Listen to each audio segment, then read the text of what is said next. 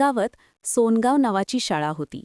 त्या शाळेत सुविधा कमी होत्या, पण शिकण्याची ओढ असलेली मुलं आणि एक मेहनती शिक्षिका होत्या, सौ देशमुख मॅडम. एके दिवशी शासनाकडून त्या शाळेला पहिल्यांदाच एक AI संगणक मिळाला. गावातील लोक घाबरले. ही मशीन आपली नोकरी घेईल, मुलं आळशी होतील, अशा चर्चा सुरू झाल्या. पण मॅडम आणि आदित्य नावाचा हुशार विद्यार्थी यांनी वेगळाच विचार केला. मॅडमनी AIचा वापर करून मुलांना कठीण विषय सोप्या उदाहरणात शिकवायला सुरुवात केली.